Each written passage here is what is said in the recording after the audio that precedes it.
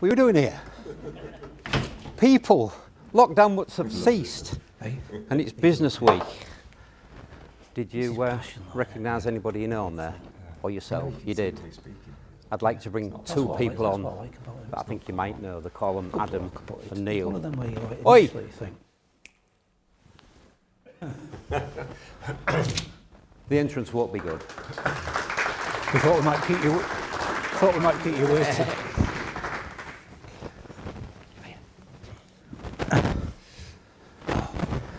Well, welcome. Welcome to Business Week. Can I start off by thanking both of you for providing top-class professional sport in this city for 20 years. You've done a fabulous job, and thank you for that.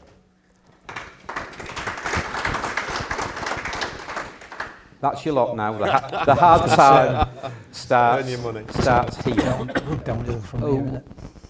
Who's responsible for the song? That one's mine. Why? Couple of reasons, really. It's a very energetic song. It reminds me of my sort of late teenage years when you're full of fizz and you think you're everything. But you're a bit of a dick, really. Yeah. I think it's the lyric. There's a lyric in it that's towards the back end of the song. I just love it. I can't stand this indecision, married with a lack of vision. Oh, business message in the song. It's fantastic. Yeah, by accident in some senses, but actually it's probably very true. Fantastic. Adam, you forgot to tell me about your song, so do you want to tell me now? Well, yeah, I think mine was by Rocket Man, by Elton John, because I can't remember how long ago, it was about 15 years ago. I got a call from Elton's manager to say, you know, he's delayed in Nice, he doesn't fancy the rain in Grimsby, he might not turn up. Oh, is that for the concert? That was for the concert at the KC. That you promoted? Uninsured, 500,000 standing out on it, and it was a big day. And he turned up in a onesie looking as though he just wanted to be anywhere else, and then came out and did Rocket Man. And it just brought the house down, which was great. Fantastic. And I lived to fight another day. So you washed its face, did it? Yeah, we did okay, and we went on to do some other great nights there. I think it was a really enjoyable part of my career point and promoting concerts, and I learnt about a new industry as well. Fantastic. So, what's the first record you bought, starting with you, Neil? What was it? Where was it from, and where do you get the money from? Because I reckon the answers to those questions can tell you a lot about somebody. Oh, well, that's not good, really. I'm not sure. I've had a very eclectic taste in music. I'm sort of a new romantic, so I wore the shoes with the laces on the sides. But I also like the indie stuff and the way out stuff like the Smiths. I used to go to Spiders. But I think it was one of two choices, actually. It was either, believe it or not, 12 Gold Bars, which was an LP by Status Quo, or it was Life. Did you ever have any hair to shake about? No, I was never in that court. As I say, I was a new romantic. So, it was David Bowie and Life on Mars. Fantastic. So I like that sort of music as well. So a little bit, as I say, where a bit random. From? I think Sydney Scarborough's. Yeah. Yeah, we money that me nana give me. So yeah. Adam? What, the first record I bought? Yeah. Well, I'd have to say it was Two Little Boys by Rolf Harris. No! He's probably No, a bit that's politically wrong. incorrect now, isn't it? So, we'll go Cool you for were to Cats know. on Pink Vinyl it was, and I think I was working on Ossett Market Fruit and Veg at that time. Really? So I think it was 1979. So, and they were all out on pink or purple in those days, and you were collecting them. But music tastes very, very similar to Neil. I went to the Hacienda to watch the Smiths and was into all the new romantic stuff as well. Wore very funny outfits. Big flicky wave. Well, we always dominate the jukeboxes, don't we, when we go away with all that 80s stuff. Yeah, and you have to sing every song as well. Stop there. We've had some comments on the publicity stuff of you two, and two people have called in and asked if you're in a relationship. Could you? It's over now, isn't it? It's over, is it? What? Yeah, Neil's rather bitter, but we're moving on, aren't we? Oh, God. Yeah. It's Monday morning. We're friends. No, it's been a good friendship, and it's sort of kept everything competitive still, but there is a friendship at the bottom. Well, that's a great story for getting you two in the same room and talking about business rather than on sports talk and stuff like that. Yeah. One of the images on the film was your collaboration on the tribal bars. You've got two you've got two businesses where the customers are so rival they'd almost kill, wouldn't they? And yet here you are, the owners of the business, collaborating elsewhere. How did that come about? Well, it happened too quickly, didn't it? You were involved in that industry at the time. Stupidity, yeah. wasn't it? And I just made a few bob around doing something else, and we put it into that. And really, we didn't have enough knowledge to go into it. We've learned quite a lot over the last 2 years, and they've come out hopefully stronger at this end. But it's been been difficult finding the right people to manage it. Who? I think it was just an equal job, wasn't it? It was late one night, wasn't it? Yeah, We'll have a crack at this. You know, we've got such a following collectively across Hull that are so passionate about the sport. And, you know, we enjoy that. I mean, the problem of being involved in sport, it's really nice for what you said at the top of the chat, is you get so into the dirge of it that you don't actually see the bigger picture and the achievements that you perhaps have got over the years. But the one bit that is still enjoyable is speaking to people, having a chat about it in a social setting and what have you. And so we just said, look, we'll have a go at this. I mean, we learned some lessons the hard way, you know, getting involved in things that aren't really your bag. Yeah. And that's what we did for the first couple of years. Warren Buffett that said, don't invest in anything you don't understand. Yeah, and looking back, he's right as well. You know, I've been in sport 25 years, and to move outside it so quickly was possibly a little bit rash. And I've learned from Neil a lot, because I think a lot of my decisions were quite rash, and you're far more sort of calm and measured in your approach, and it's been good to learn off Neil like that. So I mean, the way you've merged the two brands in Tribal, you know, is great, it works.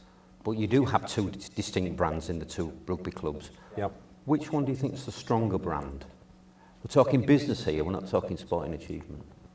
Adam? Do you mean of the two clubs? Of the two clubs, the Hull FC brand or the Hull Care brand? I think that's the Make your case. Yeah, obviously, I think over the last couple of years, winning the Cup gave us a national profile, and we've worked hard to make the brand stronger. But I think both clubs are positive now. When you look back to where the Gateshead times, and obviously times when Neil's been outside Super League, both brands have suffered. And I think if we look back at this period in time now, both clubs financially stable, both competitive in what is a difficult sport these days. I think we've got a lot to be proud of in both brands. But on the day, we're obviously bigger. Do you have to save the product before you save your clubs? Do I answer that first? Oh, sorry, Neil, did I miss out that answer? Oh, you had an answer. He stuck one in there, didn't he? It was a very little one. Stuck a little cheap shot in there. You know, I was brought up when both sides were the pinnacle of the game. You know, it was 1 and 2, 1 and 2, 1 and 2. And you're right about brands. You know, we fed off each other. And for us, it's for us to respond to what Adam's achieved. Because I knew when he came into Hull that they'd win something at some point. Because Adam is a professional sports person, whereas myself, running a business and then doing the sport on the side, it was always going to be a difficult to keep up. And he understands Hull. He's not from Hull, but he understands Hull. And it's for us to respond. But you know, in terms of brand, then you know, you're Australia, and you over the decades and years, OKR's a massive brand. But equally, you know, I think the two help each other. I think if one wasn't here, I think the other would suffer. Yeah, it would. There's a business phrase kicking around over this last year or two that says collaboration is the new leadership. You know, that you don't have to be vicious enemies and competing against your rivals in the marketplace. You can compete there, and you can collaborate over here for good. And I think you two have done just that. Yeah, I think also it is, in my opinion, it's quite a softer business culture out there now as well. And you have to move on with the times. People get offended more easily. They're not as tough. There doesn't appear to me to be that great work ethic that used to be there when I was growing up, when you're working 14, 16 hours a day. It just seems as though as a culture we've softened off. So you have to take a different approach. You have to be more collaborative and invite people into and engage people into debate, because from my point of view, I have to adapt now, because if I behave like I did at Leeds United in '96 with my staff, where I expected them to go through the hoops with me, I wouldn't last 5 minutes. Yeah. And I have to think a lot more about how I approach people and what I say to them and their personal empathy and desires, which I never thought of growing. When I was at Leeds in '96 to 2000, nobody was going to stop me reaching the top, and if they weren't as driven, they didn't last. We've all got blended generations in our business, haven't we? Blended generations within the business, blended generations within our customer base. And if you don't appreciate that, as you say, and adapt to it, you finish these you've got days, to struggle. and yeah, you'll be taken down. Yeah, I think you almost have to put a block in between you and certainly the sort of the younger people in the business. When I was 20, 25, I was first in, last out. I watched where the boss was. And now it's 9 to 5:30. A bit of constructive feedback is unwelcome. For me, I enjoyed being told this wasn't right, but this is how you improve yourself. And that is the real big challenge is kids coming out of school being equipped to do the job, but also having resilience. Another example would be when I did exams, it was exam stress. Now it's not. It's something that I don't want to be unfair because mental health and well-being and all that coming out of a pandemic and all that is it's incredibly important that we have regard for it. But I think there's a balance. I think there's a bit of a balance where we also need to build a bit of resilience and a bit of toughness. When you're in a sports club, Adam, your very young people become the stars of the club. Very quickly, you get stars in their early 20s, don't you? Yeah, they do. That's even more difficult, isn't it? And it's difficult to have the right relationship with your players as well. You want them to know that you care about them, that you give them loyalty. We often reward a player with a contract if he's injured, and we try to do little things around the edges to make them feel they have an affinity to the club and they feel at home there. So I try to treat the young players coming through as though I understand if they get injured, I look after them, or we give them a special treat or whatever. And we hope that those bits just give you the edge on days like Saturday, but unfortunately it just didn't come through. So, we're on to the business side. Neil, I remember you with your little business in Sutton, and you've now built that business to be a national law firm in the top 25 in this country, which is another amazing achievement. Can you just talk us through that for a few minutes? How did you do that? Well, I started on Northall Estate.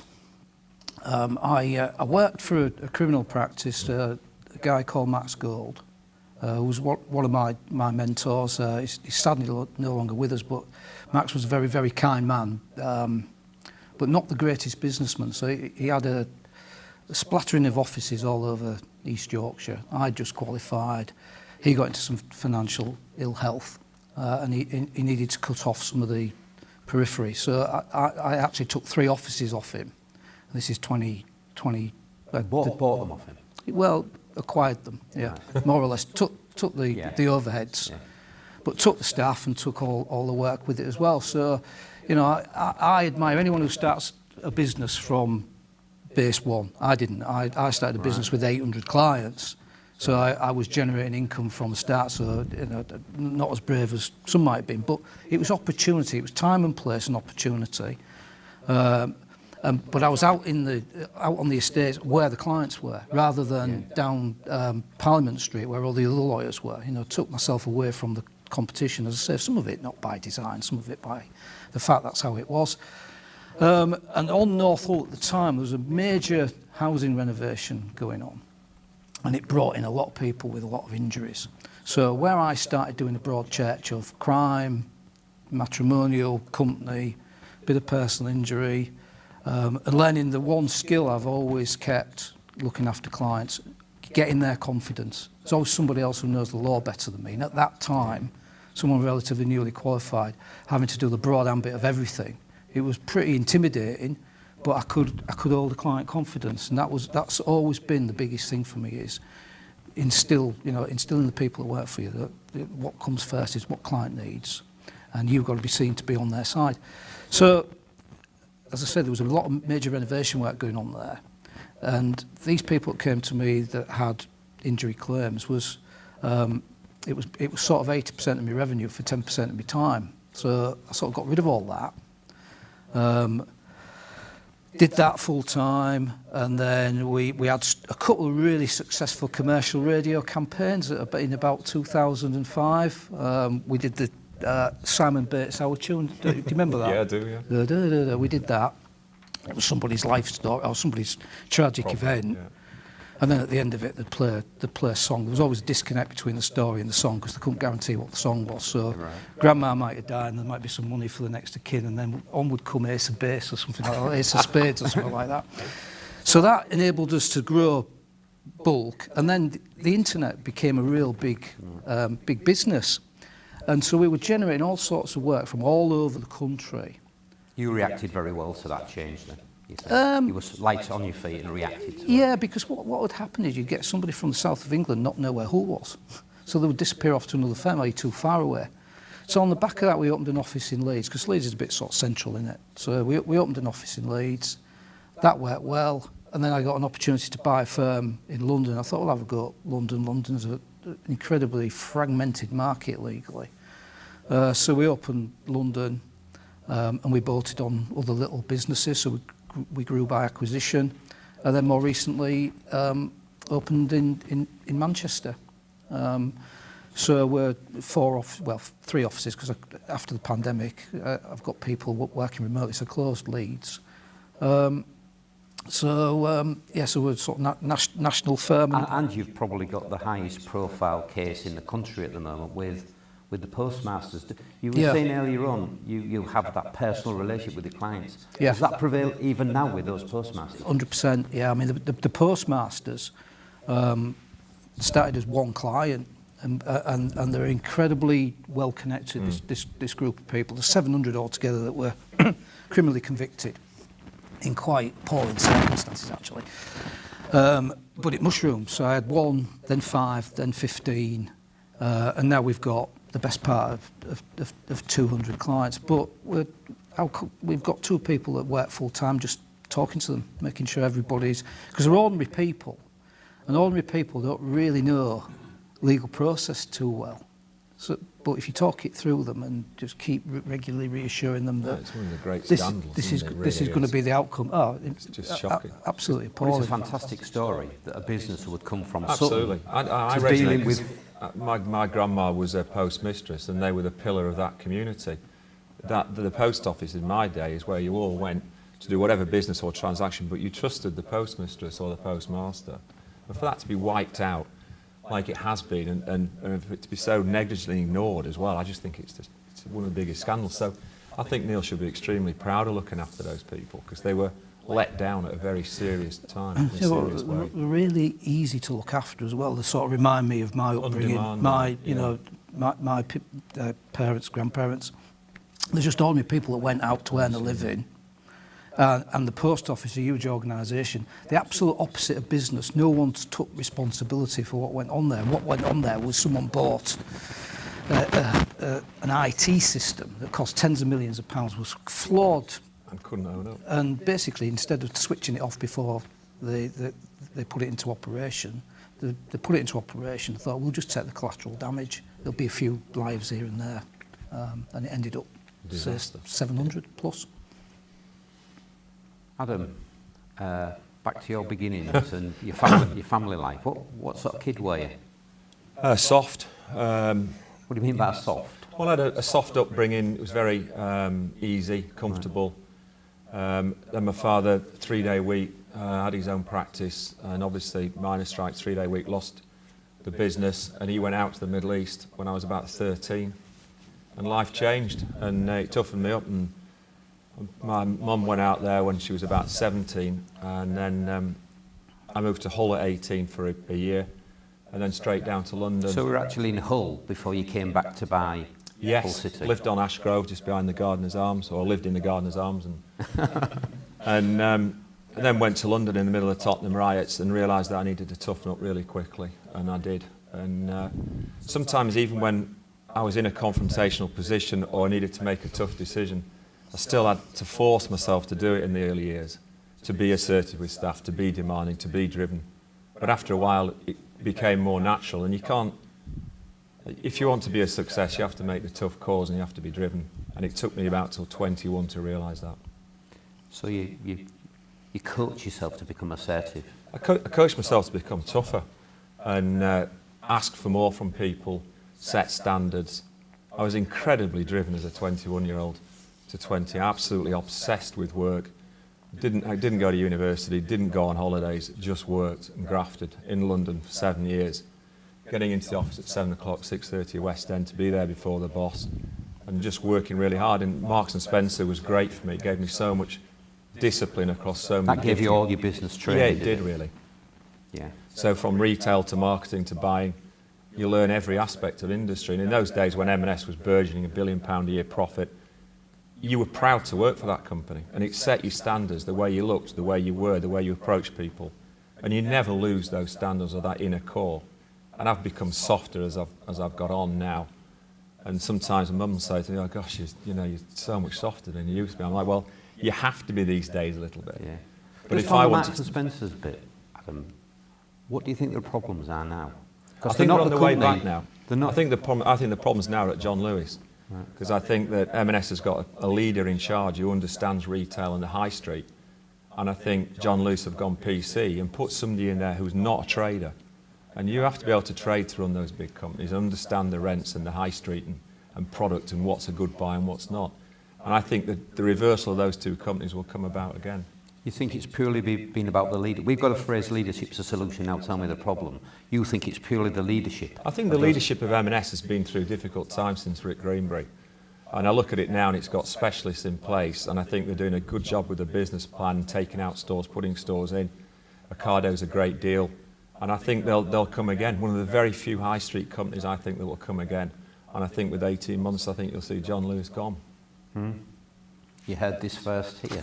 It's only my personal opinion, but I look at the leadership of both companies, and I think one's on the ground trying to push the business forward, the other's trying to be too politically correct.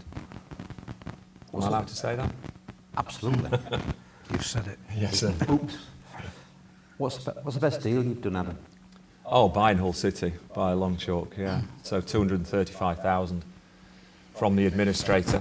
I was at Leeds, and in 2000 we'd just drawn 3-3 against Real Madrid and came back, borrowed £1 million and put 235 it into the administrator's pocket and opened the gates at Boothry. And what a great 7 years. I loved it there. And I was probably at my peak there. How much of your knowledge of Hull that Neil was saying about earlier on fueled that for deal? Sport, yeah.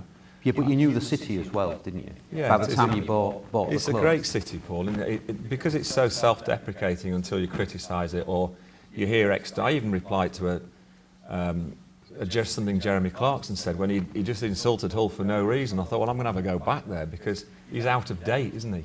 And if you know, actually people say you're from Leeds, I do understand the culture of Hull and it's important. Your beginnings were a bit different, Neil, weren't they? The opposite of soft, I think, was quite a difficult upbringing, wasn't it? Well, it depends what you mean by difficult, Paul, I suppose. I mean, I grew up with my grandparents, lived in a prefab, under the floodlights almost of the old Craven Park. My nana was a full-time housewife, and my granddad worked in the stores at what was then, was it Bins or Ammons? It went one way around than the other. So we didn't really have any cash. I sort of, having older generation type role models made me, because they weren't quite in trend with what was going on really, so I was very insular. You, not trendy? No. I can't believe it. I know, it's very true, yeah. He's trumped me with a jacket though, hasn't he? I did notice that when you walked in. Always put a jacket on. I nearly went Covers up 1,000 problems. It's a bit outrageous really, but you've abused me trust. We were supposed to both come looking like this. So I was very insular, lacking in confidence, even to the point of post-qualification of being a solicitor. My communication skills were pretty poor. I'd struggle to get my words out. I used to hate doing advocacy. And I put that down to the fact that I didn't have any parents for one reason or another. So I was quite a mistrusting, sort of say, quite surly individual person. But the other side of the coin was very much, I had a lot of love at home. So whilst we didn't have money, we had a lot of love. My grandparents spent a lot of time invested in me. And they were religious with their ethics, you know, the morality. They were straight as they come. They were hard-working. And they instill that sort of discipline, and those morals into me. And they've held me in good stead to this day. I mean, they did cripple me by introducing me to Hull Kingston Rovers. That was was it? Yeah, my granddad took me down to Craven Park to see the old secretary at the time called Ron Turner, and got me in as a ball boy. So it was from ball boy to chairman and nothing in between. But that was like age 6 or 7. Sport really has to capture those people early, doesn't it? Yeah, it I was does. exactly the same 10-year-old with Hull City, and that was it. It's funny because you obviously the team you have as a boy is your team, but when you buy different clubs, your allegiance changes immediately to the club you've bought, obviously, because your mortgage is on it. So I remember moving, and the only place I didn't really have that empathy was at Derby, where I felt as though I'd done it as a really good financial deal, but my heart really was still back here, because I still felt as though I let it go too early. You said to me though that rugby's different when you bought Hull. Yeah. You felt differently about it? Well, yeah, I mean, I did, but I didn't know I was going to get so immersed in it. Yeah. I mean, I'm obsessed with it, or I became obsessed with it in 16, 17 when we were successful. We need to get that fanaticism back, but yeah, I mean, when you buy the club and you own it and you have to pay the wages every month, it's a huge responsibility. So the performance on the pitch just translates to the way you feel. So it doesn't become a love of the club, it just becomes a necessity to win, to keep everybody happy and to keep the turnover coming in. So what do you think defines you, Adam? What defines you? What drives you? Is it the fact you've got to earn that money to pay the mortgage and pay the guys' I mean, wages? nobody's ever given. I said I borrowed £1 million, but nobody's ever given me anything. I've worked really hard all my life, you know, and haven't been given a silver spoon or anything. So I am massively driven, and I just want to win. And there's no greater buzz than winning in sport. You know, when you get promoted or you win at Wembley, it's an unbelievable feeling that, you know, I looked around at Wembley in 16 and saw everybody so happy to have finally won at Wembley. And I was really proud, and my family were there. And, you know, I think it was Bob Murray at Sunderland said, we'd gone up twice at Hull City, and he said, enjoy these days, Adam, he said, because I had 24 years as chairman of Sunderland, I had 2 good seasons. And, you know, I'd put my life into it, and fans were still critical, so enjoy it. And I look back now at when I got City going from up the league, I didn't enjoy it. As soon as we won, I was on to the next bit. And at some time you got to sort of smell the coffee. I mean, you just have to sort of take a realisation. It's the ultimate scoreboard pressure, isn't it? You guys get it up there in the game, league tables. We wait till and nobody likes the annual accounts, don't we? Nobody wants to be unpopular. So when you feel the supporters aren't with you and you don't have that empathy, it hurts. No matter what you say on the front and the tough exterior you put on. If you're not popular and you're not winning, it's a slog, and there's some lonely weekends for sure. The problem is it's there or there, isn't it? And there's nothing in between, you know, supporters are there or they're there, and that's week even to more week. So these days. Isn't Well, it? that's the evils of social media, and everyone is affected by reading it. No matter what you say, it hurts. I don't read it anymore, because when I read it, it would affect me and it would churn me up, and then you look at who put it and you think, well, actually, you probably don't even get out of bed every day of the week. You know, some of the people that post the stuff that they do, and it is very. No one is not affected by abuse or criticism. However, off the radar. Does that stuff you've got to deal with in sport, does that help you in your other businesses? Does it help you take a different view of that business, or are they completely divorced? I'm not quite sure. No, I think in the hospitality sector we're still aware of socially what people are saying about the standards we're providing. So there is some runoff, but I still think sport is unique, because, you know, to make people so happy or so sad just on the sporting fixtures is quite a big responsibility. And if you're not giving it your best shot, you're not investing, you're not making sensible business decisions, then you're not really being fair with your supporter base. So that's just the way I try to do it. And big thing's honesty, isn't it, Paul? It's just massively to be honest with your fans and your stakeholders. It is, and I mean, when I watched before the game last weekend, we did you'll have done the same, won't you? Do a 5-minute of who's not here, you know, who's left us in the pandemic, and you'd think actually, when you see all those faces, young and old, and for a lot of people, that sport on the weekend is a release from the hard toil of the week to week, and it's a huge responsibility, and that's, to some extent, that's why I've hung in at Rovers, I'm a local man, so there's reputation. But I equally appreciate that its importance. You know, you go to a funeral, there's red and white flowers, or black and white flowers on the coffin, more than sort of anything else. It's that generational thing that you actually think, it's, you know, this is a real heavy responsibility. So it's incredibly, sport is one of those where it's very easy to get into, very difficult to extricate yourself. You probably take it more personally, don't you? When we were getting beaten by big scores, it hurt even more because you have that pride. And if I was ever, when I was young coming through, if I got knocked back, I kept going. All the time I keep going. So I always want my team to have that desire and commitment, that even if they're getting beat, to keep... Starts with you, doesn't it? And it does, and I've got to set that example. Your problem is, though, it's out of your control all the time, isn't it? You know, we go to Wembley, and you know, again, like 2015, that killed me, personally, it killed me for a long time. And I'm sat there, you know, walk out with my daughter. That was the big defeat. Yeah, 50-0, you know, I'd said in the... It was also the catalyst for you coming back, though. So you probably hit your lowest then, and then come back stronger, fitter, healthier. But on a personal level, it took me 3 or 4 years to get over that, just because I just felt it was humiliation and shame and embarrassment and all those things, and you're absolutely powerless. You know, you can do all you can do, and when I revisit that period, we were happy to be there. Okay, I were happy to be at Wembley, so I go down to Wembley on the Thursday with the team. We go for a team run on the Friday. Nobody had checked out where we were going for a team run. It wasn't even marked out. It was like a park pitch, and I smelt it. I sensed it was coming. And wasn't it the year that Leicester had won the Premiership? So it was the year of the underdog, and I think didn't that rile the opposition a little bit? It was the Rhinos, wasn't it? I'm not sure of that. I mean, Rhinos they were on the day. They were great. They were a great side, but if you and I've never watched the game again since. Like I've never watched a loss. You do, don't you? I watch it every time I get home. I never watch a loss. Right. We're talking about sport, and I promised we wouldn't. I knew we'd get to it. Could you just discuss who your business role models, heroes might be?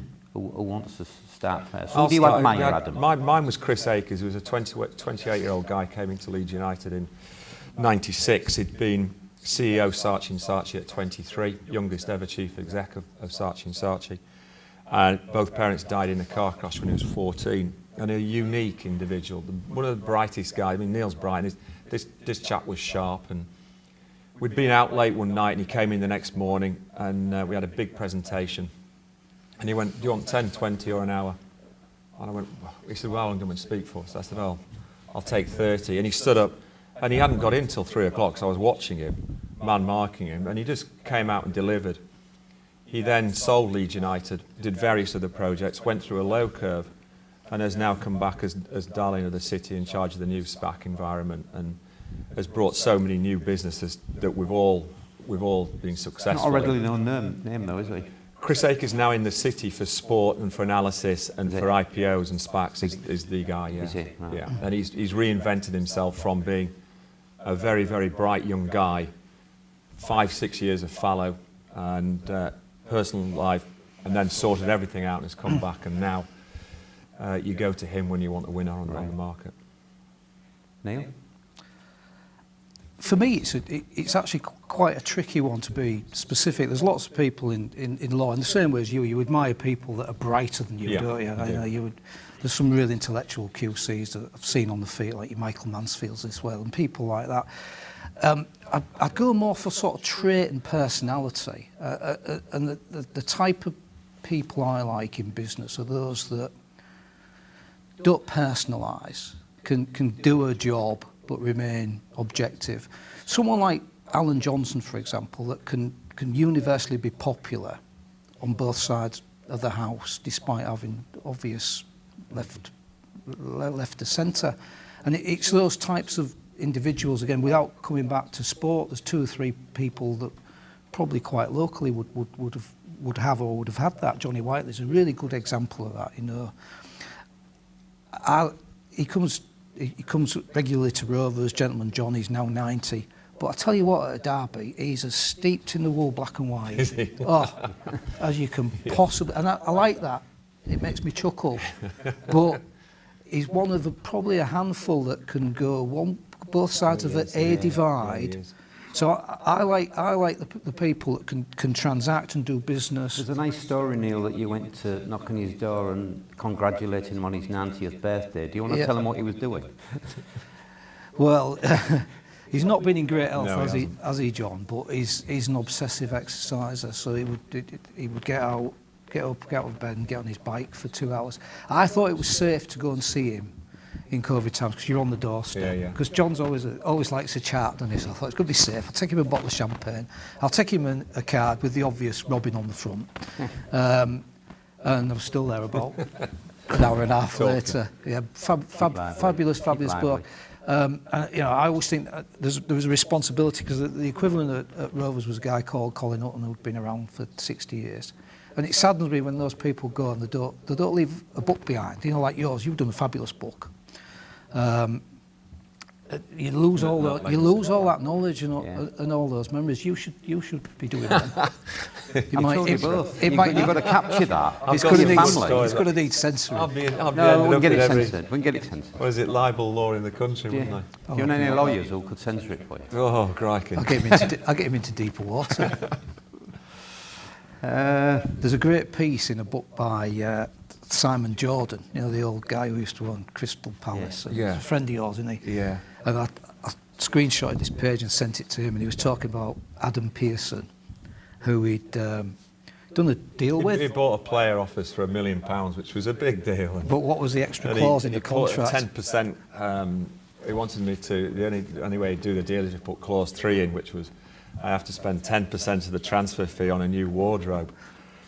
Because he just thought I dressed so appallingly, and every time I went to see him in Spain, he was always immaculate. And he actually put it in the contract, and I had to sign it. I didn't actually spend it, but I had to sign the contract. I see him to this day. It's so funny because he used to be so southern-based, and he's now starting to understand the culture of Hull as well, with being sort of in his personal life up here. And it's great to soften his southern edges off a bit. The press are talking about him coming in, aren't they? Or is that just... Oh, I think that's rumours. I don't think he'll ever go back into football ownership. You know, I just don't think he'll do it. I think he's rebuilding his business career. So what do you admire in each other? This is one I wouldn't prime you on, but off the top of your head, Neil, what would you admire in this guy? Lots, actually. You know, he's a very kind man, actually. You know, he's got a heart of gold. You know, when I first met him, or you hear about him, and you hear about this sort of sharp exterior, very cutting, very businesslike, and that still comes through from time to time. We were interviewing for some a manager at Tribal, and Louise, who's Adam's PA, to set all these meetings up, and Dave interviews on it. We did about 6 or 7. He's got his glasses on. This guy comes in, sits down, says hello, and literally within 25 seconds, I don't think you're for me, mate. That was really bad. That was funny, but no. I mean, you knew it wasn't for us as well. Well, I know, but I would have given him 10 minutes. But Mike showed me a text that I'd sent to you yesterday at the game, and we were having some row about Jordan Abdul. It must have been before we were sort of mates, and I'd given you a right volley. Oh, you had, yeah, you had. But Adam sometimes reacts and then thinks, don't you? Yeah. Sometimes. Yeah. But what even as you've got older, that's never left. It's something that Neil's been trying to teach me over the last couple of years, and it's really important because I just don't take time to think about things. My first instinct is to reply, to dive back in. It doesn't make me a good leader. Have you had any managers on in that moment? No, I can't remember any, but I think I've had 14 coaches, you know, so it's a difficult moment, is that? Yeah. But rash, and so I'm trying to learn to take more time, be less impulsive. But sometimes your first gut reaction is the right one anyway. I think it is more often than not, isn't it? I mean, no, just to finish on that, you know, as I say, he's a very kind man, very family orientated man, wealth of knowledge, you know, he's very self-deprecating, and you know, I admire all that. And you know, we've had an enduring and growing friendship, at a time when really, we do put the barriers up, don't we, between definitely. the two clubs, because we could go cause like problems, that. yeah. And so there's some sort of And also we have unwritten to be careful, rules. because sometimes we're easy guys to fall out with as well. And it's important to me that we stay pals. We're doing a number of investments together this summer as well, and it's important that I have Neil's trust. And people in business these days can do the wrong thing, and I always, since I was about 30 years of age, I've wanted to do the right thing with integrity. And so we need to be careful sometimes to maintain our friendships over the club disputes and things like that, don't we? But we take care on it. He'll actually won't do business with me, will you, at the club? No, because I'm too soft with him. Yeah. Whereas with other people, I'll be a lot tougher. So what do you admire about him then? Yeah, sharp. And I don't know whether it was Neil who called himself it or I'm just thinking about it, but a wordsmith. His emails are succinct, to the point, and very clever. Oh, you've noticed, have you? Yeah, but when he puts his brain to the emails... If he was paid by the word as a lawyer, he'd be a pauper, wouldn't he? Yeah, but when he does a proper one, you know you've been served. And it's a very good, sharp brain and honest integrity. I trust him with my last penny, so Great. that's it. Trust is massive for me. Can we get to Biggie's cock-ups? Oh, Christ, there's been thousands of those. Can you just give us one each where you think, oh, that was a cock-up? I think the Lee Radford one was my big one. And there was an Ian Dowie one as well, which is even bigger. But there was a Lee Radford one where I'd said to Lee downstairs in the office, that's it, it's over. And he went, Adam, absolutely, we're just not going in the right direction. And I thought, he said, I'll take the sheds and you take the press. So I went out and obviously did the bit in the middle of the pitch, which everybody thought was sacking him on the pitch. We'd actually done it in the office. But his family were there, and he'd gone to see the players and not told his family. So that was personally awkward. I tried to write to Paula to sort it out. My relationship with Lee's still really strong, because he did a lot of hard yards for me in the first place in sorting the club out. But we went on a year too long. You can only do a senior coach these days, maximum 5 years. And the players want a new voice, they have complacency. You have to sharpen it up quicker, and I was too soft and loyal with him because I liked him. Still do. I watched it that night. And there's not many people can be in your shoes in that situation. And It was the wrong call. No, but look, pressure Was it the cooker. wrong call or the wrong implementation, Adam? Yeah, the wrong implementation because the communication wasn't measured enough. So Rads has a a unique style of conversation, and sometimes I'd miss sort of nuances in it. And I thought when he said do the press, I thought he wanted me to go and tell the press rather than do it in a press conference. And it should have sat down calmer, waited till the morning and done it in the press, even though the decision had been made the night before. But I was emotional, I was upset, disappointed, didn't want to sack him, but knew I had to. But you put it down to Pressure, experience. mate. Yeah, It's pressure. the Yeah. pressure of that situation. You were building. I remember we were having conversations at various times. I could see you were building. Yeah. It was And it was a bad night for you. It was wasn't terrible night. So you'll have been getting pelted. Because the other real big problem, you can't hide. Yeah, You know, can. like we have a bad result. Yeah. The first thing you want to do is get in your car, clear off, or even leave before and clear off. And you can't. You've got Front it up. You've got to mix with people. You've got to front it up. And unfortunately, lots of people come up with very unhelpful comments at the worst possible time, don't they?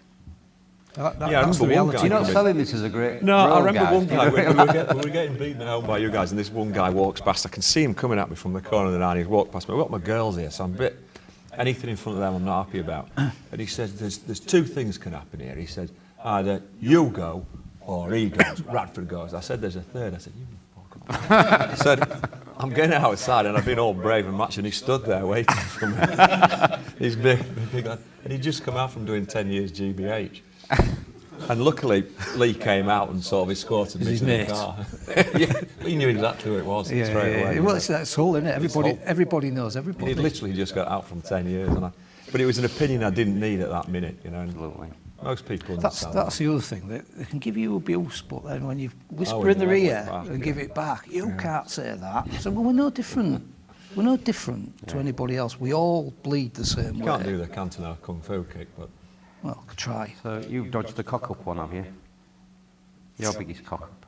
Oh, too many, Paul. I mean, if you want the boring answer, it's probably dabbling in stuff I don't know anything about. You know, certainly, That's good. Yeah, you know, in the that's law game, I fast burn cash on different projects. You look at other firms doing different work streams, and the problem with professional services is that there's a finite quantity of competent lawyers. So, you know, everyone can be full of good ideas, but if you can't execute and deliver, you know, you're into hundreds of thousands of pounds with no hope of. Has the growth of your business touched that position then, where you just can't get the great lawyers to serve the business? That's the real difficult thing for me, because client care is number one, and the bigger we get, the more it's diluted, and I still take everything very personally.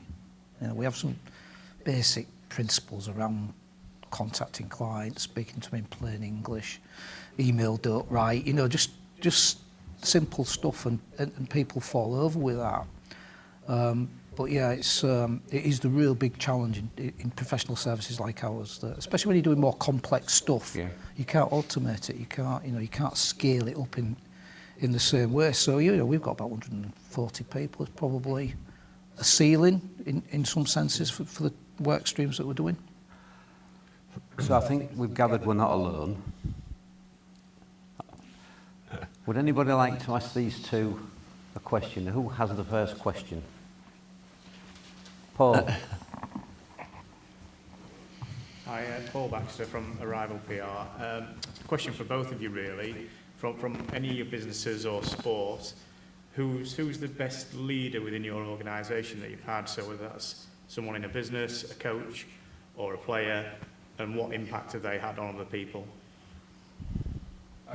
For me, when I had Hull City, the axis of Nick Barmby and Ian Ashby as a leadership force in the dressing room, I've never had anything quite as potent as that. One who's been at the very pinnacle of the game, and one who's worked and battled his way up through the game. And they're not as close now as they were, which is a disappointment, because both had huge leadership skills. And I can't remember any of the players stepping out of line, because if they did, Ash or Nick just put them straight back in. And it took all the responsibility of discipline away from the coach. He could just coach because he knew the dressing room was under control. And I could relax because I knew the dressing room was under control, and I could work on my relationship with the head coach or the manager, which was Peter Taylor at the time. And Peter was very, very good technical coach and put a smile on people's faces. But those two guys in the dressing room just didn't let anything go. And it's so rare these days when young players can't take a volley or a serve to have that in your dressing room. So that was my best period of leadership. So and you get great players, you got part of the management team really, didn't you? Oh yeah, They have these leadership groups now, don't they, guys? Is that prevalent in your... I think when you have that trust though between players, coach, chairman and fans, and I'd hate to say it, they've got it at Leeds United at the minute, they have this unique trust in the head coach. Fans do, the players do, the board do. And when you get that continuous virtual circle in sport, you get trophies. What about Gaz Ellis? Gaz Ellis is what a good, He was a cat of the street, absolutely, wasn't he? and he is now. And Yeah. I think in years to come he'll be a tremendous head coach, because it's just his integrity, Neil, and his decency and his honesty, just incredible. It was just that talisman you needed when he came in at that point in time. Yeah. Just get that in the sport thing though, or do you get it in your other businesses where you bring somebody in, you think, you know, they'll take care of We've business? got it a bit now. We've got a new manager in, haven't we, at Tribal, who's turning things around and improving the culture. And I think it's different in sport because you can get away with more. It's not as structured, is it? No. You know, for me, and sometimes you don't know what you've had until it's been and gone. You know, and Justin Morgan, when he first came in at Hull KR, was, you know, his charisma personified and his leadership. I mean, a good knowledge of rugby, but his leadership was made on how he managed his people. So we were in the what was called the Championship or National League or what have you, and he recruited 5 or 6 core players that had the ability to operate at a high level, and we won that league. well, you got your recruitment right as well. That was, you know, Yeah. very much part of it, but that was him at the fulcrum of it. Yeah. And then we stayed up and we got to the fringes of the playoffs, then we got to the top 4. And a little bit probably believed some of his own hype at that time. But again, you know, when you take responsibility for things that go on in your organisation, do I wish I'd invested more in him at that time to take us on to that next level? Because probably needed some structure and some longer term planning behind him. But for that first 5 years, it just went like that, and then. Yeah. Who has the next question? Charles. Morning, guys. Charles Lewis from the Bisbee Steering Group. If I could put you in the mind of your skippers, rather than yourselves, the professional players, what one bit of advice do you think your skippers would give to us as business people from their experience? Yes, I think that the only time I've let myself down with my captains is when I've probably gone outside and spoken critically about them in the press without fronting them up. So I think they would probably say, if you've got something to say, come into the sheds and say it to us face to face. And I was only a young guy, but I thought we were going to get promoted with City. We went up to Hartlepool, we got hammered on the night, and I came out and I said it was bloody awful. I said they should take a good long hard look at themselves. And one of the lads said to me, he went, it's fine saying that, and he said, but you didn't come down here and tell us that, you just said it to the press. And it was a big lesson to learn. I was emotional as usual. But I think they can take criticism, but they do not like taking criticism in public, and I think it's a really important lesson, because you then get that bond with them. And you see managers protecting players too much these days, but to a certain extent you have to do it. It's a real tricky dynamic, though, isn't it? Yeah. The role of a captain is a tricky dynamic. It's one of the things that you find in a good dressing room is it's watertight, isn't it? Yeah, it is. Yeah. Nothing comes out. And that, you know, I think a captain strong, and we've got we've got a strong captain at OKR now, and I think the secret sometimes as us as owners is not to dig. Yeah, you know, just let them get on with it. I think if you know some things, you've got to make decisions on them. Sometimes it's better not knowing, and it's almost let that group self-police it. I mean, I've always been quite, well, not always, but certainly increasingly over recent years, not to talk about playing, not to be in the press talking about how good or how bad we play, because I've never really played the game, and I don't view that as my job. And I equally think you lose credibility, don't you? You lose credibility with that group of players if, when the going's tough, you're in the press slagging them off. Anything that goes on's got to stay there, and you're really good at that. You've had that culture. But you like him into a boardroom then? Yeah, I mean it has to be tight, doesn't it? If you've got a leak in that boardroom, you've got a problem, Paul, haven't you? And if you've got an NED or a bit like the struggle sometimes between the Treasury and the rest of the government at the minute, and you've all got to be aligned. You've got to be on the same page. The strategy's got to be known, and there's got to be no dissent. And until you get that harmonious circle around the table, you won't get success. Everybody has to be aware of what piece in the jigsaw they are and pulling together on it. It's got to be very political. We've got a chance for one more final question. Simon? Simon Davison from the Sewell Group. I guess you're both very successful businessmen, but they often say that people who have successful business careers kind of leave some of that business acumen at the door when it comes to sport. I don't know whether you've had any examples of things when you look back in your career and you think, well, I would just never have done that in my business. Yeah. But I've done it in a sporting environment. Yeah, I mean, there are times when I would have acted differently in a normal business, but most of my failings or even success and strengths comes from just a massive fear of failure, and I have that and imposter syndrome. I know we've discussed it in the past, but I have both. I'm obsessed with fear of failure, and it keeps me going all the time, and sport heightens that because you're there every week, so publicly going through the machinations of defeat or victory. It's difficult, but those two things I've had to get over, or not get over, but live with imposter syndrome. And as far as fear of failure is concerned, it just drives me every day. It's something that, probably because my father went bust at 13, you know, and everything went from being comfortable to harsh overnight. Or not harsh, but not harsh, just different and difficult. You know, maybe that's where it came from. Didn't really answer your question, but... I was going to say, you've gone off there. Yeah, I'm a bit of a tangent, haven't I? Like a politician. Neil? I mean, historically, my greatest problem has been trying to juggle two things, so Yeah. Rovers and work, and I've took the simple solution with Rovers, which was to throw money in it rather than actually fix the problem, because I never really had the time to fix the problem, it's a bad business decision to keep putting cash into something. It's easy to throw money at things, but Yeah, sometimes not the right thing to do. Correct, Isn't it? and I mean we've managed to stop that now, but you know for a long old time it was a very uncomfortable position for me.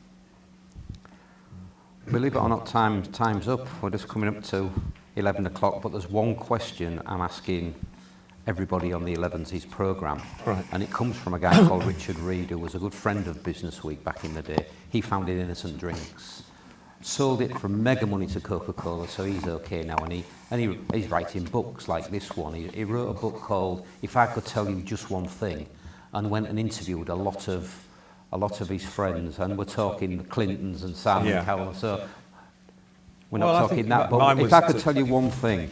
If I could tell you one thing, it's just to have the courage of conviction when you think, you know, that the timing's right. When Leeds were in the semi-final of the Champions League, and I decided to buy Hull City at the bottom of the third, or near the bottom of the third division, everybody thought I was mad. But I knew it was time for me to make my own mark and go on my own.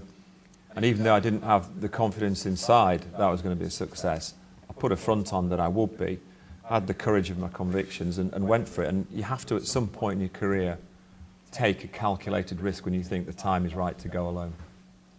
Great. Yeah. Well, you know, I think it's all quite simple in one sense. I think, you know, if you've got passion and you've got drive, you will always succeed. You know, I think Eventually you will. you'll always succeed. You just got to do what you enjoy. I tell my kids now, do what you enjoy. You'll find something that will become lifelong and sustaining. Just have the right, you know, to have those right basics in place in the first place. Well, it's always a privilege to have a natter with either of you, but to have a natter with both of you has been a real privilege. So can I thank you for sparing the time and getting us kicked off with Business Week in such a superb way. Thanks, guys. And appreciate it. Thanks very much. I don't think we were too dangerous, were we? We'll go for coffee. Yeah, good.